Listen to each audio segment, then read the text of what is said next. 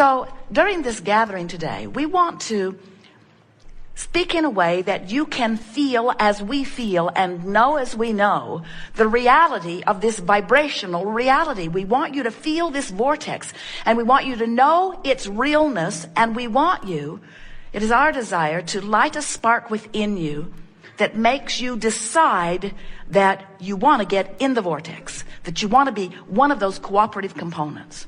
Now, it's perfectly possible, may happen to you often. We see it happen to Esther, where you're bipping along, you're finding reasons to feel good, you're launching rockets of desire, and you're mostly in the vortex. And life is sweet when you are. People are kind to you, doors are opening for you, ideas are flowing, you have a feeling of well-being, a feeling of clarity and ease. You have balance. No matter what happens, you have your sea legs. All is well for you. And then something will happen that causes an reactivation of an old, maybe dormant vibration within you. Something happens and you view it, which causes you to offer a vibration that isn't consistent with the vortex. So all that happens is the vortex just spits you out. Because if you're not a vibrational match to it, law of attraction doesn't hold you there. In other words, you're called there. Spitting you out is a sharp way of saying it, but it really is accurate, because law of attraction calls to it what matches and doesn't allow near it what doesn't. How about that? So if you are a vibrational match, if you are feeling worthy, if you're feeling confident, if you're feeling happy with yourself, you're happily in the vortex. But when you find a reason to find fault with yourself, out you go. Now, we want to present this in a way that you don't worry about getting spit out of the vortex, because you understand that this process that you are upon here in your physical body is 3 steps. You came forth to explore contrast. You came forth to know what you don't want so that you can more clearly identify what it is you do want. Without that comparison, none of us could move forward. So as you continue to add to all that is by knowing what you don't want, you're having a step 1 moment. And when you're having a step 1 moment, you're not in the vortex. Now, we're always in the vortex having our step 2 moment. In other words, when you launch a rocket of desire, you send it our way. And we see it and embrace it and know it and become a vibrational match to it. We focus upon it, and law of attraction responds to it, which means what you want is in the process of becoming, but it means something ever so much more important. It means you expanded to be more. And that's the thing that so many of you are missing in this business of creation. You think you're creating a car. You're not creating only a car. You're creating yourself as the holder of that better vehicle.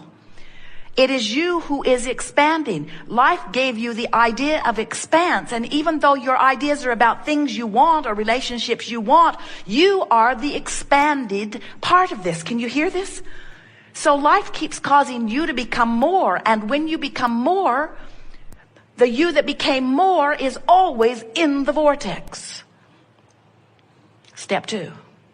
Step 3 is you in your human physical form must find a way to get in there too.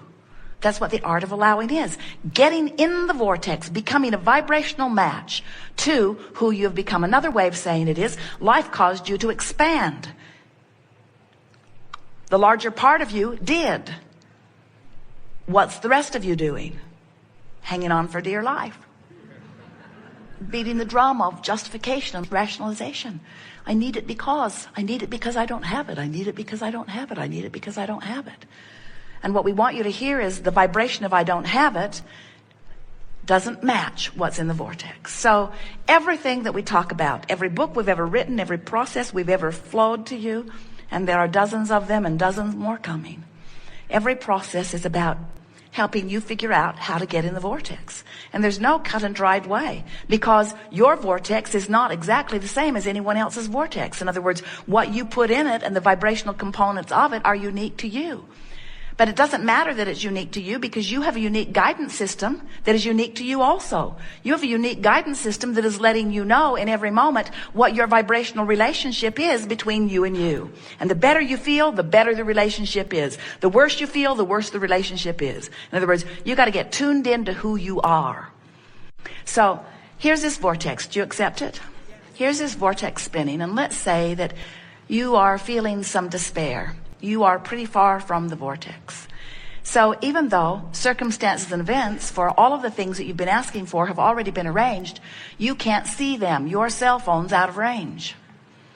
The message has been given. The clues are there. The path has been carved. It's all ready for you. But you're out of range because you're an ornery toad. And you say, with good reason, this happened, and this happened, and this happened, and this happened, and this happened, and this happened. And we say, we didn't say that you're not justified in your negative emotion, but we will never say that your negative emotion, no matter what its reason, is justified. In other words, you're justified in the sense that you didn't make it up. But from our point of view, there is no excuse in the world that is big enough to keep you outside of this vortex where everything that you want is. It must just be a misunderstanding. We do not think that you would deliberately hold yourself away from who you are, from all you are, and from all you want. You must just be doing it because you don't know any better, or because you've got habits of thought that are a little hard to break. So this gathering is about figuring out how to change those thoughts, and therefore change that vibration, and therefore change that relationship, and therefore change that emotion, and therefore change the way things are manifesting in your experience. Now, we've been a little heavy here because you are powerful in your desire, and you're doing extremely well. Look how well things are going. But in order for things to go even better, you've got to make peace with how things are already going. Seems like a backwards approach. When we say to someone who doesn't have something they want, well, you just have to make peace with it. They worry. They say, if I make peace with it, won't the universe say, oh, she's happy with that. Don't bother going to work for her. We say, it doesn't work like that at all. When you make peace with it, you stop resistance. When you let go of the struggle, you soften resistance. Anything that makes you feel better allows you to be swept into the vortex more easily. Well, now you know everything we know that matters. There is nothing more that we could tell you that is of importance. Now you just have to practice getting in the vortex. Esther has been in and out of the vortex, more in than out, almost all of her life. And recently figured out how to get in there on purpose. And as she began to stay in there more consistently, in other words, in, out, in, out, in, out, in, out, in, out, in, she began announcing to Jerry, I'm never coming out. I'm never coming out. Because just the elation of life, the way she felt, the clarity of her mind, her response to the world, the way the world looked, the way the world was responding to her. Why would anybody ever want to be out of the vortex? And then something happened, out she was. She really irritated about being out. But then she remembered how easy it was to get back in. She developed this sort of regimen where she would lay in her bed every night before she would go to sleep and make lists in her mind of things that she appreciated. And in the morning when she would awaken, she would lie there and find those things again. And then as soon as she would get up, she would go to a chair with Jerry, and she would begin doing a focus wheel to clean up any ragtail vibration that she had discovered in the last 24 hours, where she recognized that there was some vibrational work to do because she had had a little piece of negative emotion about something. And once the negative emotion was activated because of her attention to it, and then released or deactivated because of the focus wheel process that she was doing, she would go into rampages of appreciation and long lists of positive aspects. And the whole process took about an hour a day, 15 minutes before she went to bed, 15 minutes when she woke up, and then about a half an hour of processes. And she discovered that she could stay pretty consistently in the vortex. And that is what we wish for you. Now, if you're not in the vortex and you've got some negative emotion, which is your indicator of resistance, and you don't know it, don't worry, it will get bigger. And if you still don't notice it, don't worry, it will get bigger. Because everything that you are living at all times, every manifestation that surrounds you is an in the moment indication of the vibrational relationship between you and you. We're not kidding you. There is nothing that happens to you that is because of something else. The traffic you're in is because of this relationship. The way the waiter treats you is because of this vibrational relationship. The way the economy treats you is because of this relationship. Everything that you are living is an indicator of your vibration. Don't you love that? Don't you love knowing that if your body has some symptom or some diagnosis has been assigned, all it is an indicator of your vibrational relationship between who you've become and who you're letting yourself be. That's all that it is. So it would not matter what the diagnosis is that has been given to you. It's only an indicator of a vibration that you can change. So during this gathering, we want to show you how, regardless of what the reality is, you can change the vibration. And when you change the vibration, the reality has to change. You are invincible. There is nothing that you cannot be or do or have. You just got to know the rules of the game. You got to understand law of attraction. You've got to know what your emotions are telling you, and you got to want to get in the vortex. Good. Want to talk about some things? You do. Very good. All right, this is going to be a wonderful unfolding. So just relax. Make a decision that no matter what goes on in this chair, you're going to stay in the vortex. So let's say that somebody's been giving you a hard time, and so you've created and created and created recently really strong components. You've added them to your vortex. And now you've meditated. You know, when you meditate, you release thoughts, so you're in the vortex. Or you got on a rampage of appreciation, you're in the vortex. You stop doing those things that you do that kept you out of the vortex. And when you stop doing those things you do that kept you out of the vortex brings you in. And when you're in there, oh, it is so sweet. Your body feels good. Your mind is clear. It's evident to others around you. You're thriving. But then, even inside the vortex, the phone rings. You know who it is. Or something happens. And as you give your attention to this subject that is of a different vibrational frequency than the vortex spits you out. Because only cooperative components can abide. So you get the idea that we want you to release your resistance so that the vortex can take you in. But what happens if the vortex spits you out? Is it a problem? No. Because you came forth into this physical experience understanding that the creative process is 3 steps. Step 1, ask.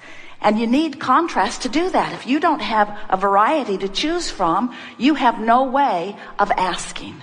So step 1 is important. And step 1 happens in the majority of cases when you are outside of the vortex. You know what you don't want, you ask for what you do want. Step 2 is not your job. That's the job of source. That's the job of your inner being. That's the job of law of attraction. That's the job of the vortex. Step 2 is when you ask, it is given every single time. And it's not just given. The vortex and the source within you becomes the equivalent of all that you've been asking for. So step 2 is not your work. And step 1, you don't have to work at because the contrast just causes you to ask. Step 3 is your work. And what is step 3? Step 3 is to be conscious and aware of the way you feel, reaching for the best feeling thought you can find from wherever you are, so that you will allow the vortex to take you in. Allow your entry into the vortex.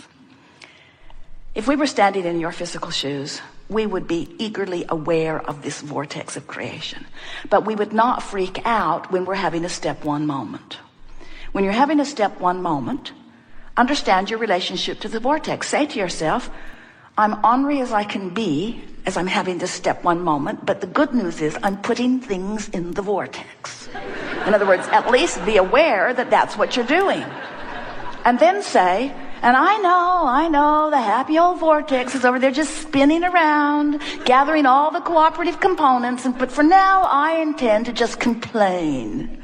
Because in my complaining, I'm adding more to the vortex. That's my justification. And we say, yes, you are.